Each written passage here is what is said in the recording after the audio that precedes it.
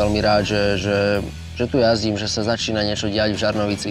Že proste je tu partia ľudí, ktorým plochá dráha nie je ľahostajná a chcú s ňou niečo robiť, rozvíjať ju. Mali sme možnosť aj dneska vidieť na ligovom stretnutí proti Slovinsku, že ľudia prišli, ľudí to baví, fanúšik chce vidieť viac takýchto pretekov a tento klub sa im vlastne snaží fanúšikom, ľuďom, Žarnovičanom dávať tú príležitosť a snažia sa sem dotiahnuť veľa viac pretekov.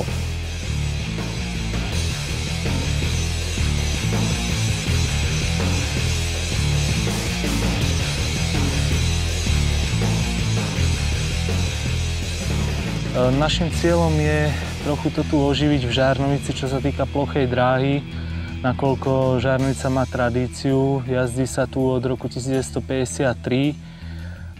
Určitý útlm prišiel v 90. rokoch, čo súviselo najmä s finančnou otázkou, takisto jazdecká základňa sa zmenšila, rapidne to kleslo. Na základe tejto situácie sme sa preto rozhodli ešte koncom roka 2010, že založíme nový speedway klub Žarnovica, ktorý by si vlastne zobral na starosti organizáciu pretekov tu v Žarnovici, zobral by si na starosti jazdcov, výchovu mladých talentov, a takisto aj reprezentáciu Slovenska, organizáciu tréningov na našej dráhe.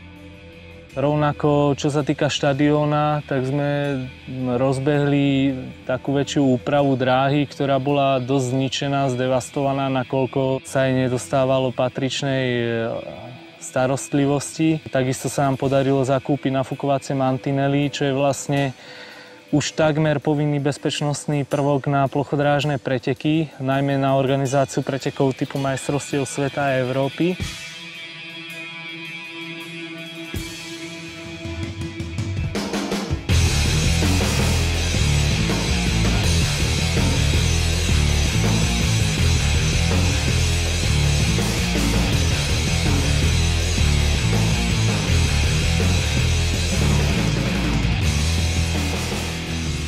A aby to takto išlo ďalej, to si želám, aby to možno ešte narastalo a aby ten záujem ľudí bol ešte väčší, ako je teraz. A myslím si, že keď to takto bude napredovať, ten klub a vôbec jazdci, výchova mladých jazdcov, keď bude napredovať, ako sa rysuje, že bude, tak si myslím, že všetko ide veľmi dobrou cestou a máme šancu, aby to tu bolo na vysokej úrovni.